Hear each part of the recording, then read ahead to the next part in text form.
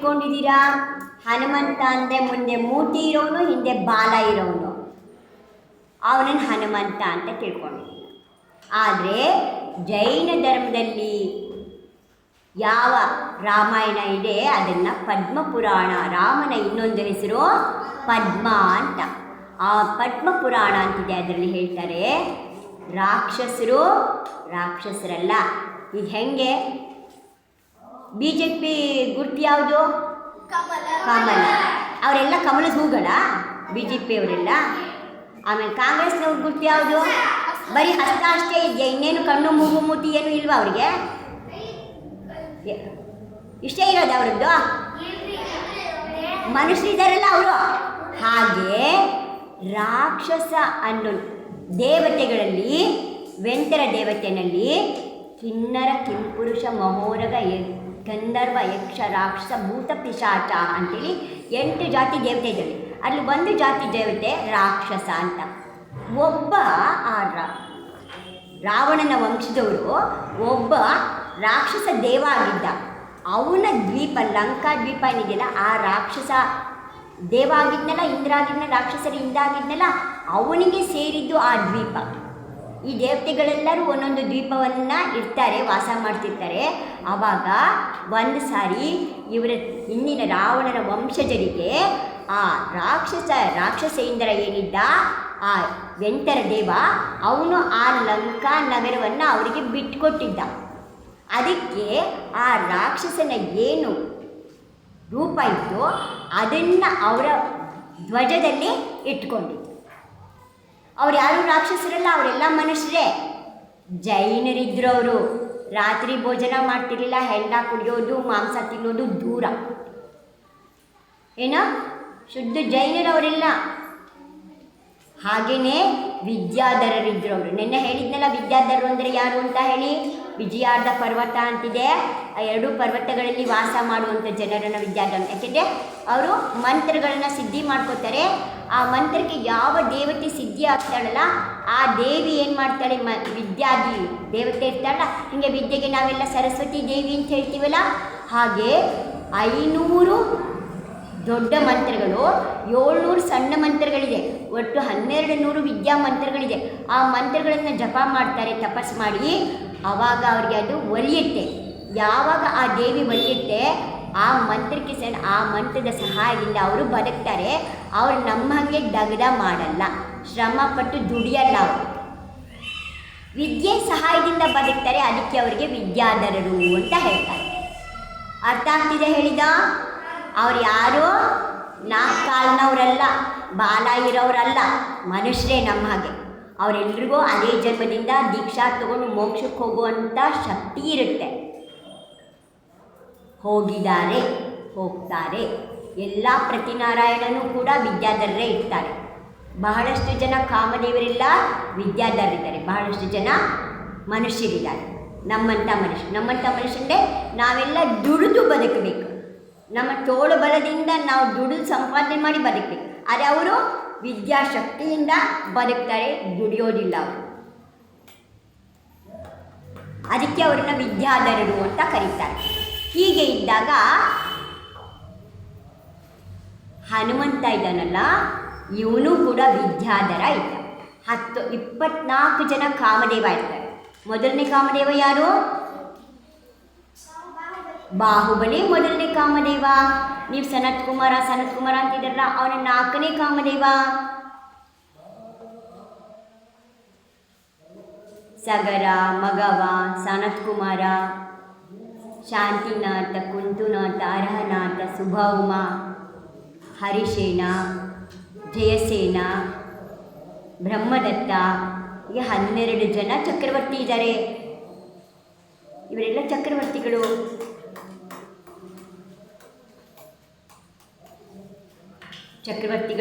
ಮತ್ತು ಇದಾದ ಭರತ ಚಕ್ರವರ್ತಿ ಇದ್ದಾನೆ. ಬಾಹುಬಲಿಯಿಂದ ಶಾಂತಿನಾಥ್, ಕುಂತುನಾಥ, ಅರ್ಹನಾಥರು ಚಕ್ರವರ್ತಿನೂ ಇದ್ದಾರೆ, ಕಾಮದೇವನೂ ಇದ್ದಾರೆ, ತೀರ್ಥಂಕರರು ಇದ್ದಾರೆ. 3 ಪದಗಳನ್ನು ಅವರು ಅಲಂಕಾರ ಮಾಡಿದ್ರು.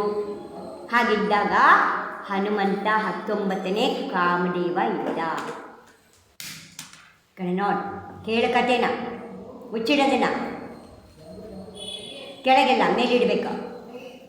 ಪುಸ್ತಕ ಎಲ್ಲ ಮುಚ್ಚಿ ಎಲ್ಲರೂ ಪುಸ್ತಕನ ತೊಂಬೈಲಿ ನಿನ್ನ ಪುಸ್ತಕನ ತೊಂಬೈಲಿ ಪುಸ್ತಕ ನಿಂದು ತೊಂಬೈಲಿ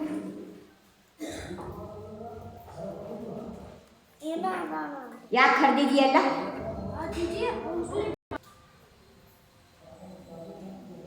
ಪುಸ್ತಕ ಹರಿತಾರೆ ಕೂತ್ಕೊಂಡು.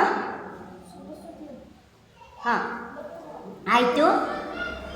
ಮಹೇಂದ್ರ ಅನ್ನುವಂತಹ ಒಬ್ಬ ವಿದ್ಯಾಧರ ಇದ್ದ. ಅವನಿಗೆ 8 ಜನ ಪುತ್ರರು ಮತ್ತು ಅಂಜನಾ ಅಂತ ಒಬ್ಬಳು ಪುತ್ರಿ ಇದ್ದ.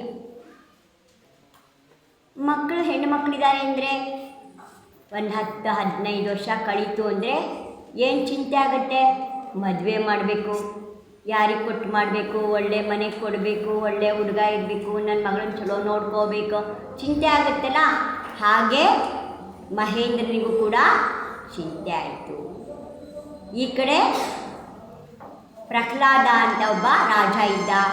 ಅವನಿಗೆ ಪವನಂಜಯ ಅಂತ ಮಗ ಇದ್ದ. ಏನು ಹೆಸರು? ಪವನಂಜಯ. ಅವನು ಬಹಳ ಒಳ್ಳೆ ಹುಡುಗ ಇದ್ದ.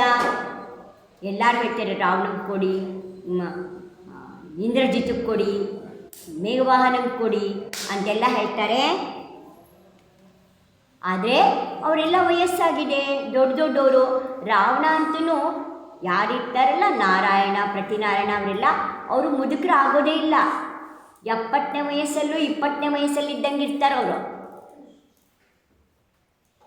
ಏನು 70ನೇ ವಯಸ್ಸಲ್ಲೂ ಹೆಂಗಿರ್ತಾರೆ, 20 ವಯಸ್ಸಲ್ಲಿ ಹೆಂಗಿರ್ತಾರೋ ಹಾಗೆ ಇರ್ತಾರೆ ನೋಡೋಕ್ಕೆ. ಅದೇ ವಯಸ್ಸು ಆಗಿರುತ್ತೆ. ಅದಕ್ಕೆಲ್ಲ ಹೇಳ್ತಾರೆ. ಅವನಿಗೆ ಎಷ್ಟು ಜನ ರಾಣಿ ಇದ್ರು ಗೊತ್ತು? ರಾವಣನಿಗೆ 18,000 ರಾಣಿ. ಎಷ್ಟು ಜನ? ಲಕ್ಷ್ಮಣನಿಗೆ ಎಷ್ಟು ಜನ? 16,000 ರಾಣಿ. ರಾಮನಿಗೆ ಎಷ್ಟು ಜನ ರಾಣಿರು? 8,000 ರಾಣಿಯರು. ಸೀತೆ ಅದರಲ್ಲಿ ಪಟ್ಟದ ರಾಣಿ. ಒಬ್ಬನೇ ಒಂದು ಸೀತೆ ಅಷ್ಟೇ ಅವನ ಹೆಂಡತಿ ಅಲ್ಲ. ಎಷ್ಟು ಜನ ಇದ್ದರು? 8,000 ರಾಣಿಯರಿದ್ದರು. ಎಲ್ಲ ಕಾಮದೇವಗಳಿರ್ತಿದ್ರೆ ಅವ್ರಿಗೂ ಕೂಡ 8,000 ರಾಣಿಯರಿರ್ತಾರೆ. ಎಲ್ಲ ಕಾಮದೇವರು ಹಾಗಿದ್ದ. ಮತ್ತು ಪವನಂಜಯನ ಜೊತೆ ಮದುವೆ ಮಾಡಬೇಕು. ಒಂದ್ಸಲ ಏನಾಗುತ್ತೆ, ಅಷ್ಟಾನಿಕ ಬರುತ್ತೆ. ಅವರೆಲ್ಲ ವಿದ್ಯಾಧರರಿರ್ತಾರೆ, ತಮ್ಮ ವಿಮಾನಗಳಿರುತ್ತೆ. ಆ ವಿಮಾನಗಳಲ್ಲಿ ಅವರು ಅಕೃತ್ರಿಮ ಚೈತ್ಯಾಲಯಗಳಿಗೆ ದರ್ಶನಕ್ಕೆ ಹೋಗ್ತಾ ಇರ್ತಾರೆ. ಅಷ್ಟಾನಿಕದಲ್ಲಿ ಹಿಂಗೆ ಹೋದಾಗ ಕೈಲಾಸ ಪರ್ವತದ ಮೇಲೆ ಮಹೇಂದ್ರನೂ ಬಂದಿರ್ತಾನೆ ಕುಟುಂಬ ಸಮೇತ ದರ್ಶನಕ್ಕೆ. ಈ ಕಡೆಯಿಂದ ಪ್ರಹ್ಲಾದನೂ ಕೂಡ ದರ್ಶನಕ್ಕಾಗಿ ಬಂದೆ. ಅವನ ಹೆಂಡತಿ ಹೆಸರು ಕೇತುಮತಿ ಅಂತ. ಬಹಳ ದುಷ್ಟಳಿರ್ತಾಳೆ, ಬಹಳ ಘಮಂಡಿ ಇರ್ತಾಳೆ, ಸೊಕ್ಕನವಳಿರ್ತಾಳೆ, ಅಹಂಕಾರ ಇರುತ್ತೆ ಅವಳಿಗೆ ಅಂಥವಳು. ಆದರೆ ಪವನಂಜಯ ಚಿಕ್ಕವನಿರ್ತಾನೆ. ಎಲ್ಲರೂ ಸೇರಿ ಕೊನೆಗೆ ಪ್ರಹ್ಲಾದ ಯೋಚನೆ ಮಾಡ್ತಾನೆ, ಇಲ್ಲ ನನ್ನ ಮಗಳು ಚಿಕ್ಕವಳಿದ್ದಾಳೆ, ಅವರೆಲ್ಲ ತುಂಬ ದೊಡ್ಡವರು ಮತ್ತು ತುಂಬ ಜನ ರಾಣಿಲಿರುವಂಥವರು, ಅವರಿಗೆ ಕೊಟ್ಟರೆ ನನ್ನ ಮಗಳು ಸುಖವಾಗಿರೋಕ್ಕೆ ಆಗಲ್ಲ ಅಂಥೇಳಿ ಪವನಂಜಯನನ್ನು ಆಯ್ಕೆ ಮಾಡಿರ್ತಾನೆ. ಎಲ್ಲಿಗೆ? ಅಷ್ಟಾನಿಕಕ್ಕೆ ದರ್ಶನಕ್ಕೆ ಬರೋಕ್ಕೆ ಮುಂಚೆ ಆಕಸ್ಮಿಕವಾಗಿ ಪವನಂಜಯನಪ್ಪ ಮತ್ತು ಅಂಜನಾ ಸುತೆ ಅಪ್ಪ ಇಬ್ಬರೂ ಕೂಡ ಅಲ್ಲಿ ಭೇಟಿ ಆಗ್ತಾರೆ ಒಬ್ರಿಗೊಬ್ರು. ಬಸ್ತಿನಲ್ಲಿ ದೇವ್ರ ದರ್ಶನ ಮಾಡ್ತಾ ಭೇಟಿ ಆದ ತಕ್ಷಣ ಭಾಳ ಖುಷಿಯಾಗುತ್ತೆ, ಸಂತೋಷ ಆಗುತ್ತೆ. ಭೇಟಿಯಾಗಿ ದರ್ಶನ ಮಾಡಿ ಆಮೇಲೆ ಹೊರಗಡೆ ಬಂದು ಮಾನಸ ಸರೋವರದ ಹತ್ರ ಹೊರಗಡೆ ಕೂತ್ಕೊಂಡು ಹೇಳ್ತಾರೆ, ನನಗೊಬ್ಬಳು ಮಗಳಿದ್ದಾಳೆ, ಬಹಳ ಚಿಂತೆ ಆಗಿದೆ ನನಗೆ, ನಾನು ಅವಳನ್ನು ನಿನ್ನ ಮಗನ ಕೊಡಬೇಕು ಅಂತ ವಿಚಾರ ಮಾಡಿದ್ದೀನಿ ಅಂತ ಹೇಳಿ ಪ್ರಹ್ಲಾದ. ಇನ್ನು ರೊಟ್ಟಿ ಜಾರಿ ತುಪ್ಪಕ್ಕೆ ಬಿದ್ದಂಗೆ ಆಯ್ತಾ. ಅವನು ಹುಡುಕ್ತಾ ಇದ್ದ, ಒಳ್ಳೆ ಹುಡುಗಿ ತರಬೇಕು ನನ್ನ ಮಗನಿಗೆ ಅಂತ. ಭಾಳ ಚಲೋ ಆಯಿತು.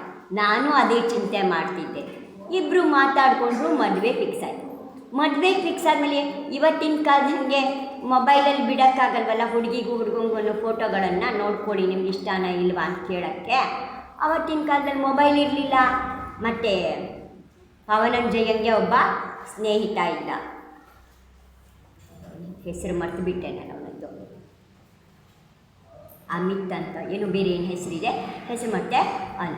ಇವನಿಗೆ ಹುಡುಗಿ ತುಂಬ ಚೆನ್ನಾಗಿದ್ದಾಳೆ ಅಂತೆಲ್ಲ ಹೇಳಕ್ಕೆ ಶುರು ಮಾಡಿರಾ. ಇವನಿಗೆ ಇರೋಕ್ಕಾಗಲಿಲ್ಲ. ಹೆಂಗಾರ ಮಾಡಿ ಅವಳನ್ನ ನೋಡ್ಕೊಂಬರ್ಬೇಕಲ್ಲ ಹುಡುಗಿನ ಹೆಂಗೆ ನೋಡ್ಕೊಂಬರೋದು ಅಂತ ಚಿಂತೆ ಆಯ್ತು. ಚಿಂತೆ ಆದರೆ ಅವನನ್ನು ಸ್ನೇಹಿತನ ಕರೆದು ಪವನಂಜ ಹೇಳ್ದ, ನೋಡೋ ತುಂಬ ಚೆನ್ನಾಗಿದೆ ಅಂದರೆ 3 ದಿನ ಇದೆ ಮದುವೆಗೆ, ನಾವು ಒಂದ್ಸಲ ಹೋಗಿ ನೋಡ್ಕೊಂಬರ್ಬೇಕಲ್ಲ ಅವಳು ಹೇಗಿದ್ದಾಳೆ ಅಂಥೇಳಿ. ಆವಾಗ ಏನು ಮಾಡ್ತಾರೆ, ಕತ್ಲಾಗದೆ ಕಾಯ್ತಾರೆ. ಕತ್ಲಿನಲ್ಲಿ ಅವರೆಲ್ಲ ಆಕಾಶದಲ್ಲಿ ಹೋಗೋರು, ಆಕಾಶದಿಂದ ಹೋಗಿ ಅವಳ ಕಿಟಕಿನಲ್ಲಿ ಅಂಜನಾ ಸುತ್ತ ಕಿಟಕಿ ಹಿಂದ್ಗಡೆ ಪರ್ದೆ ಹಿಂದ್ಗಡೆ ನಿಂತ್ಕೊಂಡು ಮಾತಾಡೋದನ್ನು ಕೇಳ್ತಾರೆ. ಇಬ್ಬರು ಸಖೀರಿರ್ತಾರೆ ಅಂಜನಾ ರಾಜ್ಕುಮಾರಿಗೆ. ಅವರು ಒಬ್ಬಳು ಹೇಳ್ತಾಳೆ, ನೀನು ಭಾಳ ಪುಣ್ಯ ಮಾಡಿದೀಯ, ಪವನಂಜಯ ತುಂಬ ಚಲೋ ಇದ್ದಾನೆ, ತುಂಬ ಒಳ್ಳೆ ಹುಡುಗ ಇದ್ದಾನೆ, ತುಂಬ ಗುಣವಂತ ಇದ್ದಾನೆ, ವಿದ್ಯಾಶಾಲಿ ಇದ್ದಾನೆ, ಮಹಾಪರಾಕ್ರಮಿ ಇದ್ದಾನೆ ರಾಜ್ಕುಮಾರ ಅಂತೆಲ್ಲ ಹೇಳ್ತಿರ್ತಾಳೆ. ಅಷ್ಟೊತ್ತು ಇನ್ನೊಬ್ಬಳು ಬರ್ತಾಳೆ, ಇಲ್ಲ ಅವನು ಇನ್ನೊಬ್ಬ ಇದ್ದಾನೆ, ಅವನ ಹೆಸರು ವಿದ್ಯುತ್ ಕೇಶಿ ಅಂತ ಇನ್ನೊಬ್ಬ ರಾಜ ಇರ್ತಾನೆ ರಾಜ್ಕುಮಾರ, ಅವನಿಗೆ ಕೊಡಬೇಕು ಅಂತಿದ್ರು. ಅವನು ಆಯಸ್ಸು ಕಡಿಮೆ ಇದೆ, ಅವನಿಗೆ ಭಾಳ ಬೇಗ ದೀಕ್ಷಾ ತಗೋತಾನೆ ಅಂತ ನಿಮ್ಮಪ್ಪ ಅವನಿಗೆ ಕೊಡಲಿಲ್ಲ. ಆ ದೀಕ್ಷಾ ತಗೋತಾನೆ ಅಂತಂದ್ರೆ ಅವನ ಜೊತೆ ನೀನು 1 ದಿನ ಬದುಕಿದ್ರು ಚೆನ್ನಾಗಿತ್ತು. ಆದರೆ ಅವನು ಇದೇ ಜನ್ಮದಿಂದ ಮೋಕ್ಷಕ್ಕೆ ಹೋಗೋವಂಥವನು, ಇದೇ ಜನ್ಮದಿಂದ ಭಗವಂತ ಆಗೋವಂಥವನು.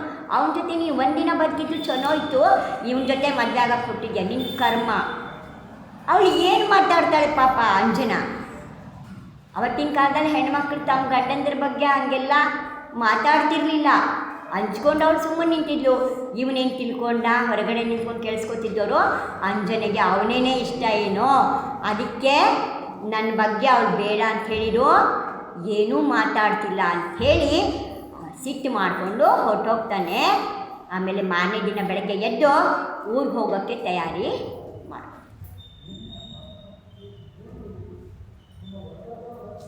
ಸರಿ, ಆದ್ರೂ ಆಮೇಲೆ ಕರೆದು ಹಾಗೆಲ್ಲ ಮಾಡಬಾರ್ದು, ತಂದೆ ಮಾತು ಮೀರಬಾರ್ದು ಅಂತೆಲ್ಲ ಸಮಾಧಾನ ಮಾಡಿ ಇಬ್ರಿಗೂ ಮದುವೆ ಮಾಡ್ತಾರೆ.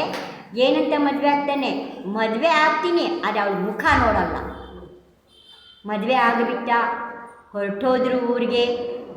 22 ವರ್ಷಗಳ ಕಾಲ ಹೆಂಡತಿಯ ಮುಖ ನೋಡೋದಿಲ್ಲ, ಮಾತಾಡಿಸೋದಿಲ್ಲ. 22 ವರ್ಷ ಆಯಿತು. ಅಷ್ಟೊತ್ತಿಗೆ ರಾವಣನ ಜೊತೆಯಲ್ಲಿ ವರುಣ ಅಂತ ಇನ್ನೊಬ್ಬಲ್ಲಿ ಯಾರ್ದೋ ಯುದ್ಧ ಶುರು ಆಯಿತು. ಆ ಯುದ್ಧಕ್ಕೆ ಎಲ್ಲ ರಾಜರುಗಳನ್ನು ಬನ್ನಿ ಯುದ್ಧಕ್ಕೆ ಬನ್ನಿ ಅಂತ ಪತ್ರ ಬರೆದಿದ್ರು.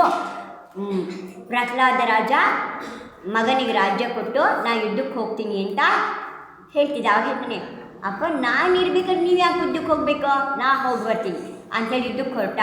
ಇಷ್ಟು ದಿನ ಮಾತಾಡ್ಸಿರ್ಲಿಲ್ಲ. ಇವಾಗ ಅಂಜನೇನ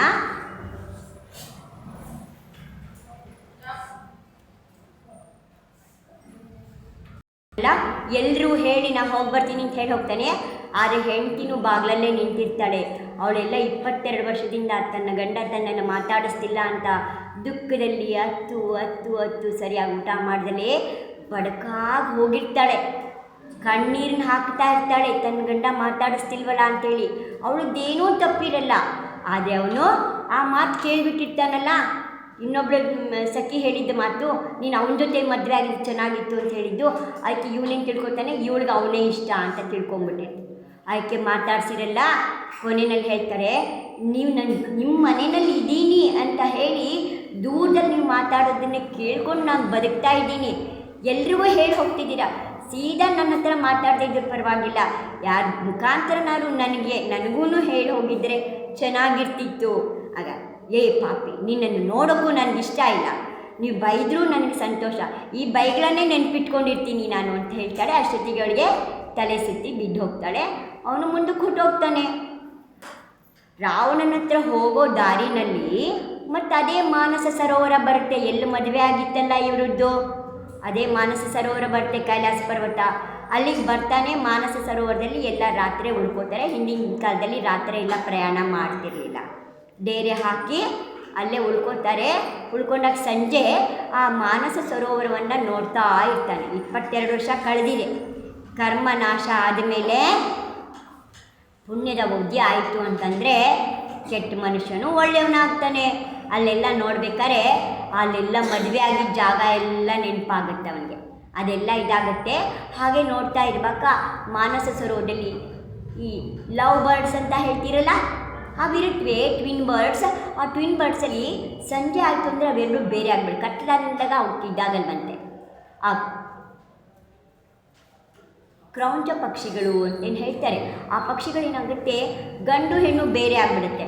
ಆವಾಗ ಹೆಣ್ಣು ಕೂಗ್ತಾ ಇರುತ್ತೆ, ಎಲ್ಲಿದೆಯಾ ಎಲ್ಲಿದೆಯಾ ಎಲ್ಲಿದೆಯಾ ಅಂತ ಹೇಳಿ ಶಬ್ದ ಮಾಡ್ತಿರುತ್ತೆ, ಬಾ ಅಂಥೇಳಿ ಕರೀತಾ ಇರುತ್ತೆ. ಅದನ್ನು ನೋಡಿ ಅದು ಬೇರೆ ಬೇರೆ ಆಗಿನ ಇವನಿಗನ್ಸುತ್ತೆ, ನಾನು ಅಂಜನನ ಮದುವೆಯಾಗಿ 22 ವರ್ಷ ಆಯಿತು, ನಾನು ಇದ್ದೀನಿ, ನನ್ನ ಮನೇಲಿ ಇದ್ದೀನಿ ಅಂತ ಅವಳು ಜೀವ ಉಳಿಸ್ಕೊಂಡಿದ್ದಾಳೆ. ನಾನು ಒಂದಿನೂ ಅವಳಿಗೆಷ್ಟು ದುಃಖ ಆಗಿರ್ಬೋದು.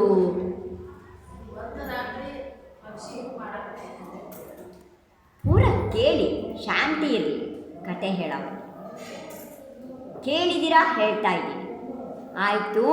ಆವಾಗ ಅವನಿಗನ್ಸುತ್ತೆ, ಏನು ಮಾಡೋದು, ಎಲ್ಲರ ಮುಂದೆ 22 ವರ್ಷ ಒಂದು ದಿನವೂ ಮಾತಾಡಿಲ್ಲ ಹೆಂಡತಿ ಹತ್ರ.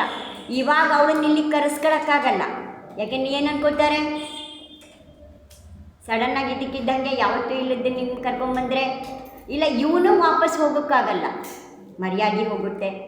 ಏನು ಮಾಡೋದು, ಕದ್ದು ಮುಚ್ಚಿ ರಾತ್ರಿನಲ್ಲಿ ಮತ್ತದೇ ಸ್ನೇಹಿತನ ಜೊತೆಯಲ್ಲಿ ಪ್ರಸನ್ನ ಏನು ಆಗಿದೆ ಹೆಸರು, ಪ್ರಭವ ಅಥವಾ ಪ್ರಸನ್ನ ಅಂತ ಏನೋ ಹೆಸರಿದೆ, ಅವನಿಗೆ ಕರ್ಕೊಂಡು ಮನೆಗೆ ಹೋಗ್ತಾನೆ. ರಾತ್ರಿನಲ್ಲಿ ಭೇಟಿ ಆಗ್ತಾರೆ, ಮತ್ತು ಗಂಡ ಹೆಂಡತಿ ಒಂದಾಗ್ತಾರೆ. ಇವನು ಬೆಳಗಾಗಿದ್ದು ಹೊರಡ್ತಾನೆ. ಆವಾಗ ಕೈನ ಕಡಗವನ್ನು ಕೊಟ್ಟು ಯಾರು ಕೇಳಿದರೆ ಹೇಳು ಅಂತ ಹೇಳಿ ಬಂದುಬಿಡ್ತಾರೆ. ಹನುಮಂತ ಹೊಟ್ಟೆ ಒಳಗಡೆ ಸೇರ್ಕೊಂಡ್ಬಿಡ್ತಾನೆ, ಗರ್ಭಧಾರಣೆ ಆಗಿಬಿಡುತ್ತೆ. ಇವನು ಬಂದಾಯಿತು, ಇವನು ಬರೋದು ಹೇಳಿರ್ತಾನೆ, ನಿನ್ನ ಗರ್ಭಧಾರಣೆ, ನೀನು ಗರ್ಭವತಿ ಅಂತ ಗೊತ್ತಾಗೋದಕ್ಕೆ ಮುಂಚೆ ನಾವು ಬರ್ತೀನಿ ಅಂತ ಹೇಳಿ ಮಾತು ಕೊಟ್ಟು ಹೋಗ್ತಾನೆ. ಆದರೆ ಬರೋಕ್ಕಾಗಲ್ಲ, ಯುದ್ಧ ಅಷ್ಟು ಬೇಗ ಮುಗಿಯೋದಿಲ್ಲ. ಈ ಕಡೆ ಕೇತುಮತಿ ಬಹಳ ಕೆಟ್ಟವಳಿರ್ತಾಳೆ. ಅತ್ತೆ 22 ವರ್ಷ ನನ್ನ ಮಗ ಮಾತಾಡಿಸಿಲ್ಲ, ಇವಾಗ ನೀನು ಯಾರಿಗೆ ಬಸರಾದೆ ಅಂಥೇಳಿ ಸಿಟ್ಟು ಮಾಡಿಕೊಂಡು ಅವಳನ್ನು ವಸಂತಮಾಲಾ ಅಂತ ಹೇಳಿ ಅವನ ಸಖಿ ಜೊತೆಯಲ್ಲಿ ಮನೆಯಿಂದ ಹೊರಗೆ ಹಾಕ್ತಾರೆ. ಅಲ್ಲಿಂದ ಏನು ಮಾಡ್ತಾರೆ, ಗಂಡನ ಮನೆಗೆ ಹೋಯ್ತು ಅಂದರೆ ಎಲ್ಲಿಗೆ ಬರಬೇಕು, ತವ್ರ ಮನೆಗೆ ಬರಬೇಕು. ವಾಪಸ್ ತವ್ರ ಮನೆಗೆ ಬರ್ತಾಳೆ. ಆದರೆ ಎಲ್ಲ ಖುಷಿ, ಮೊದಲು ಅವನಿಗೆ ಮಹೇಂದ್ರನಿಗೂ ಖುಷಿ ಆಗುತ್ತೆ ಮಗಳು ಬಂದ್ಯಾಳಂತ. ಆದರೆ ಹೇಳ್ತಾರೆ ದ್ವಾರಪಾಲಕರು, ಇಲ್ಲ ಹಿಂಗಾಗಿದೆಯಂತೆ, ಅದಕ್ಕೆ ಅವರನ್ನು ಮನೆಗೆ ಕಳಿಸ್ಬಿಟ್ಟಾರೆ. ಅವರಿಬ್ಬರೇ ಬಂದಿದ್ದಾರೆ, ಜೊತೆಲಿ ಯಾವುದೂ ಸೇನೆ ಗಿಣೆ ಯಾರೂ ಇಲ್ಲ. ಹಿಂದೆಲ್ಲ ಪಲ್ಲಕ್ಕಿನಲ್ಲಿ ಕರ್ಕೊಂಡು ಹೋಗ್ತಾಯಿದ್ರು ಹೆಣ್ಣುಮಕ್ಕಳನ್ನು, ದೊಡ್ಡ ದೊಡ್ಡ ಮನೆಯ ಹೆಣ್ಣುಮಕ್ಳುಗಳನ್ನು ಪಲ್ಲಕ್ಕಿನಲ್ಲಿ ಕರ್ಕೊಂಡು ಹೋಗ್ತಾಯಿದ್ರು. ಆದರೆ ಅವರಿಬ್ಬರೇ ಬಂದಿದ್ದರು.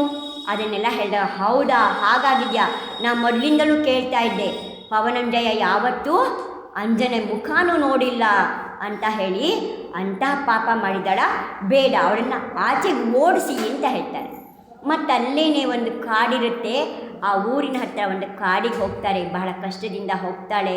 ಹೋಗಿ ಆ ಕಾಡಲ್ಲಿ ಒಬ್ಬರು ಮುನಿಗಳು ಒಂದು ಪರ್ವತದೊಳಗಡೆ ಕೂತ್ಕೊಂಡು ತಪಸ್ಸನ್ನು ಮಾಡ್ತಾರೆ. ಪರ್ಯಂಕಾಸನ ಹಿಂಗೆ ಕೂತಿದೆಯಲ್ಲ, ಭಗವಂತರು ಕೂತಿದ್ದಾರಲ್ಲ ಹೀಗೆ ಚಕ್ಲಮಟ್ಟಿಗೆ ಹಾಕಿ, ಅದನ್ನು ಪರ್ಯಂಕಾಸನ ಅಂದರೆ ಪದ್ಮಾಸನ ನೋಡಿದ್ದೀರಲ್ವ, ಒಂದು ಕಾಲಿಗೆ ಒಂದು ಕಾಲು ಕತ್ತರಿ ಥರ ಅಡ್ಡ ಇಟ್ಕೊಂಡ್ರೆ ಪದ್ಮಾಸನ, ಸೀದಾ ಇಟ್ಕೊಂಡ್ರೆ ಪರ್ಯಂಕಾಸನ. ಅದು ಪದ್ಮಾಸನ. ಅದಕ್ಕೆ ಒಂದು ಕಾಲು ಎಡಗಾಲ ಮೇಲೆ ಬಲಗಾಲ ಇಟ್ಕೊಂಡು ಕೂತ್ಕೊಳ್ಳೋದು ಸಾದಾ, ಅದು ಪಲ್ಯಂಕಾಸನ. ಆ ಪಲ್ಯಂಕಾಸನದಲ್ಲಿ ಕೂತ್ಕೊಂಡು ಮಹಾರಾಜರು ಧ್ಯಾನವನ್ನು ಮಾಡ್ತಾಯಿದ್ರು. ಇವರು ಅಲ್ಲಿಗೆ ಹೋಗ್ತಾರೆ, ಕೂತ್ಕೋತಾರೆ. ಮಹಾರಾಜರು ಧ್ಯಾನ ಮಾಡಿ ಮುಗಿಸಿ ಕಣ್ಣು ಬಿಟ್ಟ ಮೇಲೆ ಕೇಳ್ತಾರೆ, ಮಹಾರಾಜಿ ನಮ್ಮ ಅಂಜನ ಬಹಳ ಒಳ್ಳೆ ಹೆಣ್ಣುಮಗಳಿದ್ದಾಳೆ, ಬಹಳ ಒಳ್ಳೆ ರಾಜಕುಮಾರಿ, ಅವಳಿಗೆ ಯಾಕಿಂತ ಕಷ್ಟ ಬಂತು, ಮದುವೆ ಆದ 22 ವರ್ಷ ಮಾತಾಡಿಸ್ಲಿಲ್ಲ, ಇವಾಗ ಗಂಡನ ಪ್ರೀತಿ ಸಿಕ್ತು, ಆದರೆ ಮನೆಯಿಂದ ಆಚೆ ಹಾಕಿರು, ಈ ಹೊಟ್ಟೆಲಿ ಬಂದಿರೋ ಕೂಸು ದರಿದ್ರ ಇದೆಯೇನಾ, ಅದ್ರ ಕಾರಣ ಪಾಪದ ಜೀವ ಹುಟ್ಟಿದೆಯೇನಾ, ಆ ಪಾಪದ ಕಾರಣದಿಂದ ತಾಯಿ ಕಷ್ಟ ಆಗ್ತಿದೆ, ಏನಾಗ್ತಿದೆ. ಆವಾಗ ಹೇಳ್ತಾರೆ, ಹಿಂದಿನ ಜನ್ಮದಲ್ಲಿ ಇವಳು ತುಂಬ ರೂಪವತಿಯಾದಂಥ ಲಕ್ಷ್ಮಿ ಎನ್ನುವಂಥ ಒಬ್ಬಳು ರಾಣಿಯಾಗಿದ್ಲು. ಇವಳಿಗೆ ಇನ್ನೊಬ್ಬಳು ಸವತಿ ಇದ್ಲಲ್ಲ, ಅವಳು ಜೈನ ಧರ್ಮವನ್ನು ಪಾಲಿಸ್ತಾ ಇದ್ಲು, ಜಿನ ಭಗವಂತರ ಪೂಜೆಯನ್ನು ಮಾಡ್ತಾ ಇದ್ಲು. ಆ ಜಿನ ಭಗವಂತರ ಪೂಜೆಗೆ ಇವಳಿಗೆ ಕಂಡ್ರೆ ಆಗ್ತಾ ಇಲ್ಲ, ಅವಳು ಪೂಜೆ ಮಾಡೋದು ನೋಡೋಕ್ಕೆ. ಯಾಕೇನು ಮಾಡಿದ್ಲು, ಒಂದು 10-12 ಗಂಟೆ ಕಾಲ ಆ ಭಗವಂತರ ಬಿಂಬನ ತಗೊಂಡೋಗಿ ಬಾವಿ ಒಳಗಡೆ ಹಾಕಿಸ್ಬಿಟ್ಟಿದ್ಲು. ಏನು ಮಾಡಿದ್ಲು, ಪೂಜೆ ಆದ ಹಾಗೆ ಬಾವಿಯೊಳಗೆ ಹಾಕಿಸ್ಬಿಟ್ಟಿದ್ಲು. ಅಲ್ಲಿಗೆ ಮಾರನೇ ದಿನ ಒಬ್ಬರು ಆರಿಕಾ ಮಾತಾಜಿ ಬಂದರು. ಯಾರು ಬಂದರು? ಆ ಮನೆಯಲ್ಲಿ ಊಟ ಮಾಡೋಕ್ಕೆ ಅವ್ರಿಗೆ ಆಗಲಿಲ್ಲ, ಹೊರಗಡೆ ಬಂದರು. ಆ ರಾಣಿಯನ್ನು ಕರೆದು ಹೇಳ್ತಾರೆ, ನೀನು ನಿನ್ನೆ ಇಂಥ ಪಾಪ ಮಾಡಿದ್ದೀಯಾ, ಮಹಾಪಾಪ ಮಾಡಿದ್ಯಾ, ನೀನು ಘೋರ ಪಾಪಕ್ಕೆ ಹೋಗಬೇಕಾಗತ್ತೆ, ನರಕಕ್ಕೆ ಹೋಗಬೇಕಾಗತ್ತೆ ಅಂಥೇಳಿ ಹೀಗೆಲ್ಲ ಮಾಡಬೇಡ ಅಂತೆಲ್ಲ ಹೇಳಿದಾಗ ಅವಳು ಹೆದರ್ಕೊಂಡು ಅಂಜಿ ಮತ್ತು ಆ ಬಿಂಬವನ್ನು ತಿರುಗಿಸಿ ಪೂಜೆ ಇಟ್ಟು ಮುಂದೆ ಅವಳು ಕೂಡ ಜೈನ ಧರ್ಮವನ್ನು ಸ್ವೀಕಾರ ಮಾಡಿಸ್ತಾಳೆ. ಎಷ್ಟು ಗಂಟೆಗಳ ಕಾಲ ಜಿನಬಿಂಬನ ಬಾವಿಯೊಳಗೆ ಹಾಕಿರಲಿಲ್ಲ, ಅಷ್ಟು ವರ್ಷಗಳ ಕಾಲ ಅವಳನ್ನು ಗಂಡ ಮಾತಾಡಿಸ್ಲಿಲ್ಲ. ಮತ್ತೊಂದು ಸಲ ಏನಾಗಿತ್ತು, ಅವಳು ಇಬ್ಬರು ಮುನಿಗಳ ನಿಂದೆಯನ್ನು ಮಾಡಿದ್ದು, ಮುನಿಗಳನ್ನು ಬೈದಿದ್ಲು ಮುನಿಗಳಿಗೆ. ಅದಕ್ಕೋಸ್ಕರ ಇವಳನ್ನು ಮನೆಯಿಂದ ಹೊರಗಡೆ ಹಾಕಿರು. ಇವಾಗ ಹೊಟ್ಟೆಗೇನು ಬಂದಿದ್ದಾನಲ್ಲ ಅವನು ಚರಮ ಶರೀರ ಇದ್ದಾನೆ. ಚರಮ ಶರೀರ ಅಂದರೆ ಇದೇ ಜನ್ಮದಿಂದ ಮುನಿ ದೀಕ್ಷೆ ತಗೊಂಡು ತಪಸ್ಸು ಮಾಡಿ ಮೋಕ್ಷಕ್ಕೆ ಹೋಗುವಂಥ ಜೀವ. ಯಾರು? ಹನುಮಂತ, ಅಂಜನಾ ಸುತ, ಅಂಜನೆಯ ಪುತ್ರ ಬಂದಿದ್ದಾನೆ. ಏನೂ ಆಗಲ್ಲ, ಮುಂದೆ ಗಂಡನೂ ಬಂದು ಸೇರ್ಕೋತಾನೆ, ಮಕ್ಕಳೂ ಬರ್ತಾರೆ, ಎಲ್ಲರೂ ಆಗ್ತಾರೆ. ನಿನ್ನ ಮಗನೂ ಕೂಡ ಇದೇ ಜನ್ಮದಿಂದ ಮೋಕ್ಷಕ್ಕೆ ಹೋಗುವಂಥವನಿದ್ದಾನೆ, ಚಿಂತೆ ಮಾಡಬೇಡ ಅಂತ ಹೇಳಿ ಅವರನ್ನು, ಆ ಹೆಣ್ಣು ಮಕ್ಕಳನ್ನ ಅದೇ ಗುಹೆಯಲ್ಲಿ ಇರೋದಕ್ಕೆ ಅವಕಾಶ ಕೊಟ್ಟು ಅವರು ಮುಂದೊಂದು ಕಡೆ ಹೊರಟು ಹೋಗಿಬಿಡ್ತಾರೆ ಬೇರೆ ಕಡೆ. ಏಕೆಂದರೆ ಹೆಣ್ಮಕ್ಳು ಇರೋ ಜಾಗದಲ್ಲಿ ಮುನಿಗಳು ಇರೋದಿಲ್ಲ. ಆಮೇಲೆ ಅದೇ ಗುಹೆಯಲ್ಲಿ ಇರ್ತಾರೆ. ಇನ್ನು ಜನ್ಮ ಆಗಬೇಕು, ಡೆಲಿವರಿ ಆಗಬೇಕು ಅನ್ನೋ ಸಮಯದಲ್ಲಿ, ಮಗು ಹುಟ್ಟಬೇಕು ಅನ್ನೋ ಸಮಯದಲ್ಲಿ ಆ ಗುಹೆಗೆ ಒಂದು ಸಿಂಹ ಬಂದ್ಬಿಡುತ್ತೆ. ಹೆಣ್ಣು ಮಕ್ಕಳಿಗೆ ಹೆಂಗಾಗಬೇಕು ಅವಾಗ? ಅದರಲ್ಲೂ ತುಂಬ ಗರ್ಭಿಣಿ ಇದ್ದಾಳೆ. ಕೆಲವು ಕಾಲ ಬಂದಮೇಲೆ ಆ ಗುಹೆನ ರಕ್ಷಣೆ ಮಾಡ್ತಿದ್ದಂಥ ಗುಹೆಯ ಅಧಿಕಾರಿ ಒಬ್ಬ ಇದ್ದ, ಯಕ್ಷಿ. ಶಾಸನ ದೇವತೆ ಅಂತ ಯಾಕೆ ಹೇಳ್ತಾರೆ ಅಂತ ಕೇಳಿ. ಜಿನ ಭಗವಂತರ ಭಕ್ತರು ಯಾರಿದ್ದಾರ ಅವರ ರಕ್ಷಣೆ ಮಾಡೋದೇ ಅವ್ರ ಕೆಲಸ. ಮುಂದೆ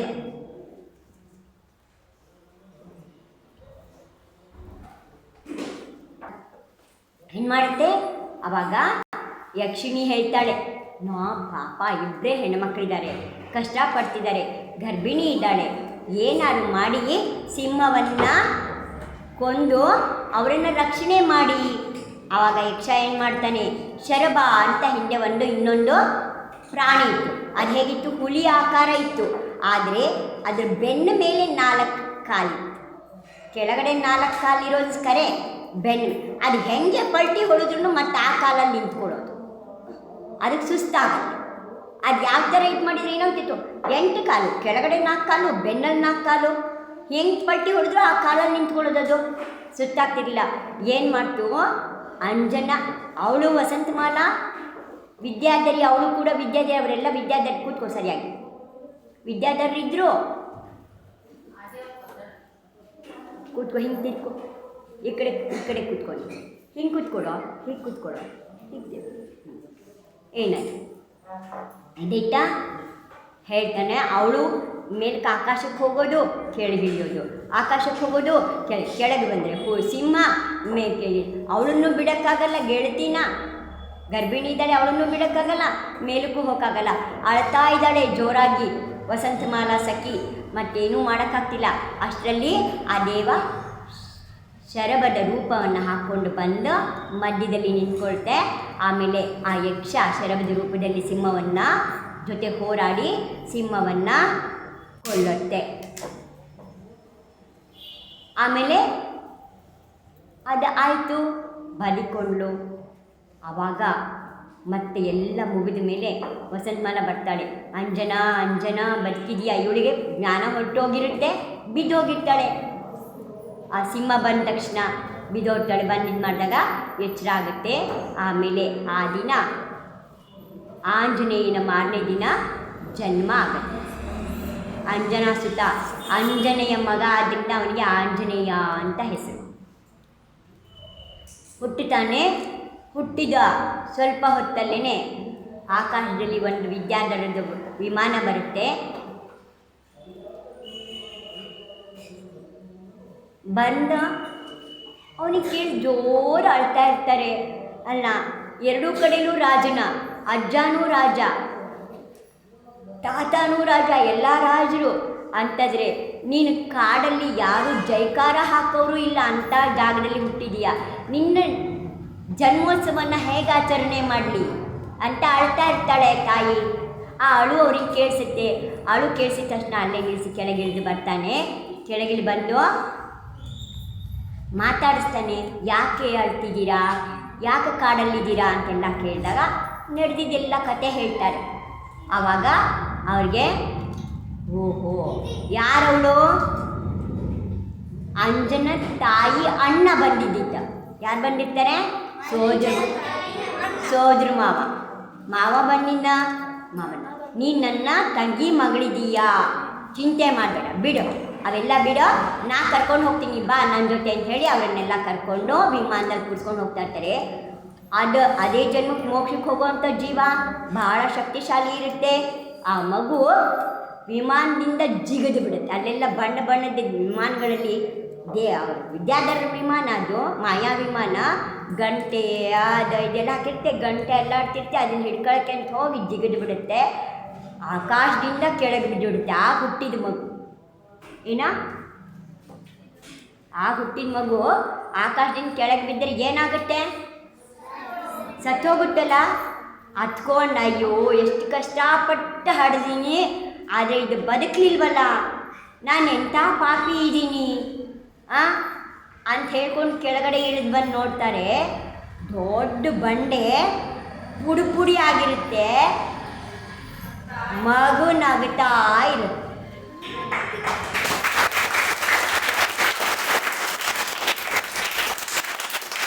ಏನಾಗುತ್ತೆ? ಆಗ ಹುಟ್ಟಿದ ಕೂಸು ಕೆಳಗೆ ಬಿತ್ತು, ಬಂಡೆ ಮೇಲೆ ಬಿತ್ತು. ದೊಡ್ಡ ಬಂಡೆ ಮೇಲೆ, ಕಲ್ಲು ಬಂಡೆ ಪುಡಿ ಪುಡಿ ಆಗೋಯ್ತು. ಆದರೆ ಮಗುಗೇನೂ ಆಗಿಲ್ಲ. ಅದಕ್ಕೆ ಅಜ್ಜ ಏನು ಹೇಳ್ತಾನೆ, ಸೋದರಜ್ಜ ಬಂದಿದ್ನಲ್ಲ, ಅವನು ಹೇಳ್ತಾನೆ ಶ್ರೀಶೈಲ ಅಂತ ಹೆಸರಿಡ್ತಾನೆ. ಆಂಜನೇಯಂಗೆ ಏನಂತ ಹೆಸರಿಡ್ತಾರೆ? ಶ್ರೀಶೈಲ ಅಂತ ಹೆಸರು. ಅಲ್ಲೇ ನಾಮಕರಣ ಮಾಡಿಬಿಡ್ತಾರೆ ಶ್ರೀಶೈಲ ಅಂತ ಹೇಳಿ. ಆಮೇಲೆ ಏನಾಗಿಂದ ಆಯಿತಾ, ಕರ್ಕೊಂಡು ಹೋಗ್ತಾರೆ. ಮತ್ತು ಅಲ್ಲಿ ಆ ಮಾವನ ಊರಿನ ಹೆಸರು ಹನೂರವ ಅಂತ. ಏನು ಹೆಸರು? ಊರಿನ ಹೆಸರು ಹನು. ಆ ಹನೂರವ ದ್ವೀಪದಲ್ಲಿ ಬೆಳೆದಿದ್ದರಿಂದ ಅವನಿಗೆ ಹನುಮಂತ ಅಂತ ಹೆಸರಾಯಿತು. ಆಂಜನೇಯ ಮಗನಾದ್ರಿಂದ ಆಂಜನೇಯ ಅಂತ ಹೆಸರಾಯಿತು. ಶ್ರೀಶೈಲ ಅಂತ ಯಾಕಾಯಿತು ಅಂದರೆ ಕಲ್ಲನ್ನು ಹುಟ್ಟಿದ ತಕ್ಷಣವೇ ಕಲ್ಲು ಪುಡಿ ಪುಡಿ ಮಾಡಿಬಿಟ್ಟ, ಅಂಥ ಶಕ್ತಿಶಾಲಿ. ಏನಿದ್ದಾರಲ್ಲ, ಯಾರು ಅದೇ ಜನ್ಮದಿಂದ ಮೋಕ್ಷಕ್ಕೆ ಹೋಗ್ತಾರಲ್ಲ ಅವ್ರ ಶರೀರ ವಜ್ರ ಋಷಭ ನಾರಾಚ ಸಂಹನನ ಅಂತ ಹೇಳ್ತಾರೆ. ಅದೆಲ್ಲ ನಿಮ್ಗೆ ಒಂದೇ ದಿನದಲ್ಲಿ ಹೇಳೋಕ್ಕಾಗಲ್ಲ. ಅದನ್ನ ಮೂಳೆ ಎಲ್ಲ ಏನಿರುತ್ತೆ, ವಜ್ರ ಇದ್ದಂಗಿರುತ್ತೆ ಅವ್ರದ್ದು. ಕಲ್ಲನ್ನು ಬೆಟ್ಟನ ಕೊರಿಯೋದು ಯಾವುದು? ವಜ್ರ. ಯಾವ್ದು ಕೊರಿಯುತ್ತೆ? ವಜ್ರ ಕೊರಿಯುತ್ತೆ. ದೊಡ್ಡ ದೊಡ್ಡ ದೇವಸ್ಥಾನಗಳು ಮಾಡ್ತಾರಲ್ಲ, ದೊಡ್ಡ ದೊಡ್ಡ ಕಲ್ಲುಗಳನ್ನೆಲ್ಲ ಡಿಸೈನ್ ಮಾಡಿ ಕೊರ್ದೆಲ್ಲ ಮಾಡಿ ವಜ್ರನೇ ಕೊರಿಯೋದು. ನಿಮ್ಮ ಕಬ್ಬಿಣದ ಚಕ್ರ ಕೊರಿಯಲ್ಲ.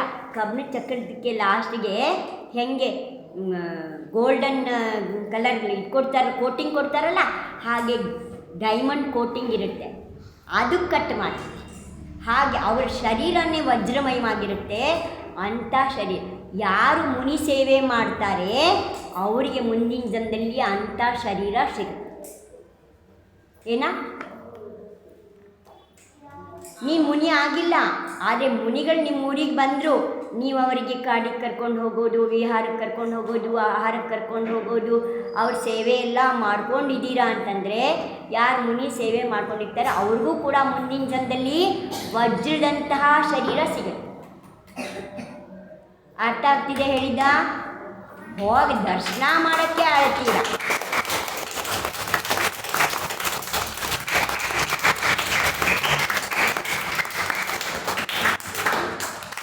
ಹನುಮಂತನು ಕೂಡ ಮಹಾರಾಷ್ಟ್ರದಲ್ಲಿ ಮಾಂಗಿ ತುಂಗಿ ಅಂತ ಒಂದು ಬೆಟ್ಟ ಇದೆ. ಏನೋ ಮಾಂಗಿ ತುಂಗಿ. ಅಲ್ಲಿಂದ ರಾಮ, ಹನುಮಂತ, ಸುಗ್ರೀವ, ಸುಡೀಲ, ನೀಲ, ಮಹಾನೀಲ, ನಳ ಇವರೆಲ್ಲರೂ 7 ಜನ ಆ ಮಾಂಗಿ ತುಂಗಿ ಬೆಟ್ಟದಿಂದ ಮೋಕ್ಷಕ್ಕೆ ಹೋಗಿದ್ದಾರೆ. ತಿಳಿತಾ? ಅಂಜನನ ಕತೆ ಕೇಳಿಸ್ಕೊಂಡ್ರಿ? ಜೈ ಬೋಲೋ ಜಿನವಾಣಿ